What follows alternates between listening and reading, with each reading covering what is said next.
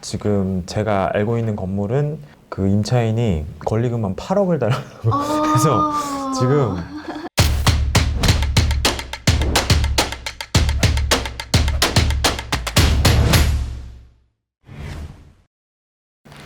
안녕하세요. 빌사람TV의 김윤수 대표입니다. 오늘은 저희 또 법무법인 산하의 또 미녀 변호사님 중에 한 분이신데 저희 현지연 변호사님을 모셨습니다. 안녕하세요. 안녕하세요. 오늘은 좀 그 권리금에 대해서 좀 궁금하시다는 분들이 좀 많이 있어가지고 오늘 좀 권리금에 대해서 좀 얘기해 보려고 하는데 권리금이 정확하게 어떤 뜻인가요? 권리금이라는 것은 그 임차인이 영업을 하면서 쌓아왔던 고객 관계, 뭐 아니면 무형 재산 이런 것들을 이제 표칭하는 말이고요. 실질적으로 2018년 이전까지는 권리금을 보호하는 제도가 별도로 없었습니다.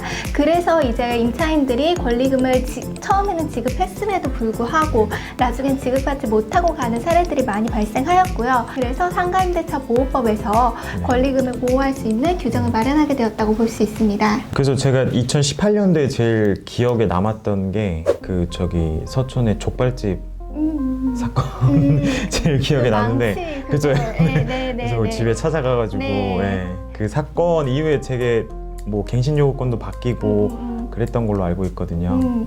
권리금 관련해서는 최근에 이제 굉장히 많은 판례가 등장을 하였었는데요. 상가임대차 보호법은 실질적으로 서울시 같은 경우에는 9억 원 이하의 부동산에만 적용이 됩니다.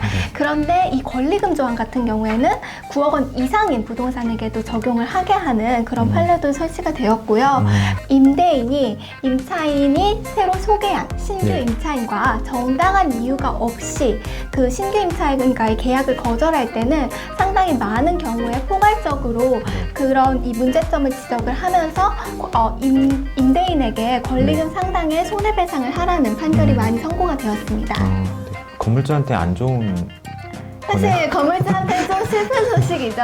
왜냐면은 이 부분에 관해서 판례가 굉장히 이 정당한 이유라는 것에 대해서 폭넓게 설치를 하고 있습니다. 그래서 뭐 예를 들어서 이제 우리 임대차 계약을 맺었잖아요. 근데 임대차 계약을 맺었을 때는 갱신 요구권이라는 게 있어서 10년까지 갱신을 할 수가 있지 않습니까?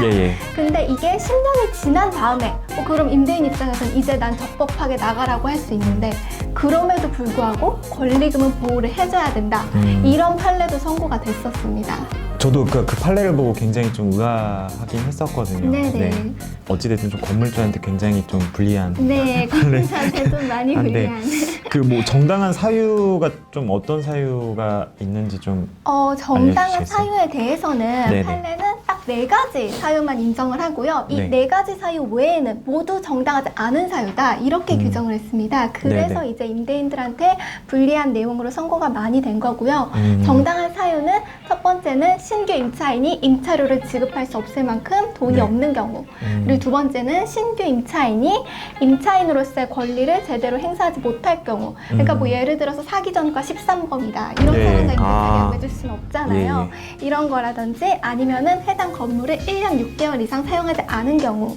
그리고 마지막으로 건물주가 선택한 신규 임차인이 그 기존 임차인에게 돈을 줬어요. 그런 경우를 제외하고는 모두 정당한 이유가 없다고 보았습니다.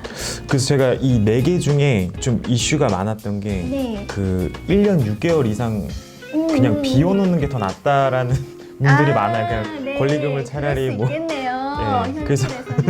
그래서 지금 이거 세 번째 말씀하신 거 가지고 건물주분들이 많이 실제로 문의 주셨거든요.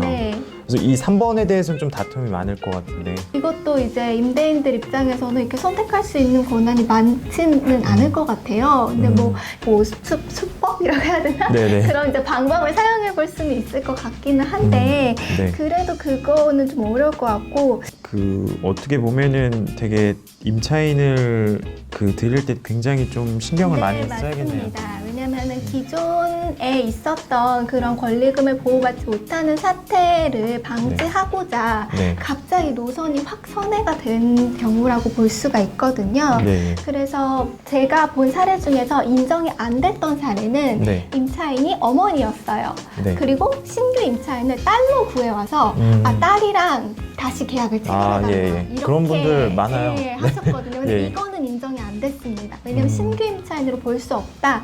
이런 식으로 이제 판결이 났었거든요. 약간 특수관계입니다. 네, 그렇습니다. 네. 아, 그것도 되게 궁금한 것 같아요. 그래서 나중에 이제 뭐 권리금에 대한 뭔가 산정 기준 있잖아요. 네. 임차인이 4천만 원을 달라라고 했어도 정당한 이유가 없다고 임대인이 4천만 원을 다 줘야 되는 건 절대 아닙니다. 네네. 법원은 감정평가에 따라서 해당 건물을 감정하고 권리금을 산정하는데요. 실질적으로 임차인이 요구하는 권리금보다는 대체적으로 절반에서 3분의 1가량이 감정가로 네. 나온다고 보시면 됩니다. 근데 뭐 이게 모든 건물에 적용되는 건 아니겠지만 대체적으로 그 임차인이 청구한 금액보다는 감정가가 낮게 나오는 편입니다.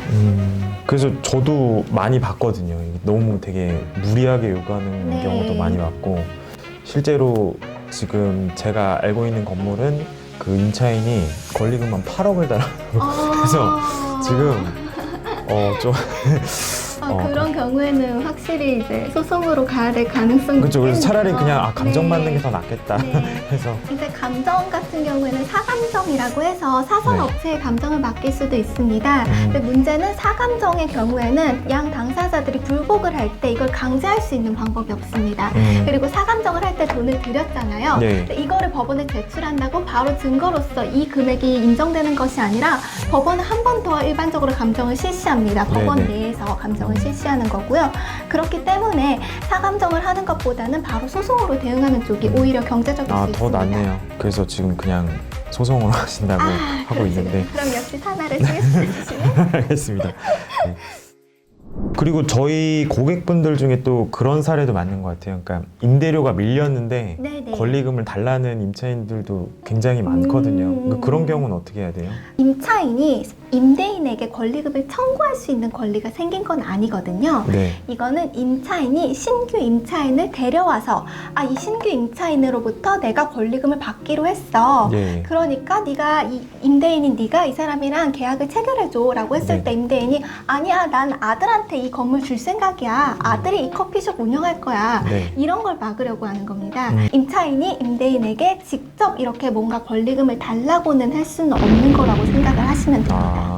그래서 만약에 임차인이 그런 식으로 뭐 이만큼 권리금을 달라 하면은 이것에 대해서 우리가 직접 줄 수는 없고 뭐 신규 임차인이 있어서 실질적으로 계약을 체결한 사안이거나 그러면 그거에 맞는 정당한 손해배상금을 보전해주겠다 이런 식으로 대응을 하는 거라고 보시면 됩니다. 그런 경우도 있을 것 같아요. 그러니까 임대료를 3기 이상 3기에 해당하는 금액이 돼서 네. 명도 소송을 하고 있는 도중에 이제 마지막으로 이제 나갈 테니까 권리금 달라고. 이제 일반적으로는 이런 식으로 임차인으로서의 의무를 지키지 않은 경우에는 임대인으로서의 의무에 관해서 네. 반드시 행사해야 된다고 하진 않습니다. 임차인을 뭐 내보낼 수 없겠네요. 내보낼 수는 있습니다. 내보낼 수는 이제 뭐 갱신요구권을 거부해서, 그러니까 갱신요구권이랑 권리금이랑은 또 다른 문제잖아요. 네, 그렇죠? 맞습니다. 네. 그러면 어찌됐든 뭐 이렇게 건물주가 리모델링이나 신축한다고 네. 하면은 네. 되게 곤란한 상황이 많이 그럴 있겠네요. 수는 그죠? 있을 것 같습니다. 왜냐면은 갱신 요구권이 이제 없는 네. 임차인에게도 권리금을 보전해 줘야 된다라는 것은 재법원 판례가 이미 있기 때문에 네, 네. 뭐 리모델링이나 이런 걸로 인해서 내보낸다 이런 거는 이제 정당한 이유가 없다고 인정될 가능성도 상당하다고 보입니다. 그래서 임차인을 일단 굉장히 신중하게 받아야 될 것 같고, 네, 맞습니다. 그리고 권리금에 뭐 명도를 할 계획이면 이런 권리금 협상 같은 걸 좀 잘 해야 돼요. 네네네. 소송을 가면 당연히 소송 비용 같은 것도 들어갈 테니까 그쵸. 임차인이 합리적인 수준에서 권리금을 요구하는 것이고 뭐 임대인이 이제 신규 임차인을 더 이상 받지 못할 이유 아까 말씀하셨듯이 뭐 대수전을 해야 된다든지 이런 네네. 사유가 있어서 신규 네. 임차인을 받지 못할 이유가 있으면 차라리 협상을 통해서 권리금에 해당하는 손해배상금을 지급하는 게 더 나을 수도 있을 것 같습니다. 제일 좋은 거는 소송 안 하고 그냥 협상하는. 네, 맞습니다. 거잖아요, 뭐든지 제가 로펌에서 일하긴 하지만 사실 네. 저도 소송보다는 협상으로 모든 게 끝나면은 다 아름답다고 생각합니다. 그렇게 어려울 뿐이죠. 네.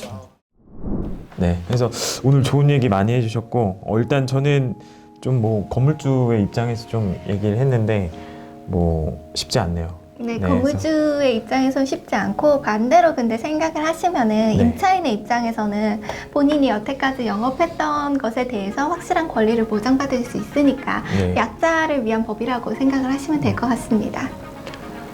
이건 제 개인적인 상담인데 월세를 뭐 예를 들어서 한 50만 원 내는 임차인이 있단 말이에요. 네네. 근데 한 4년 정도 있었거든요. 네. 근데 권리금을 5천만 원 달래요. 네. 그럼 이거는 건물주가 손해 아니에요?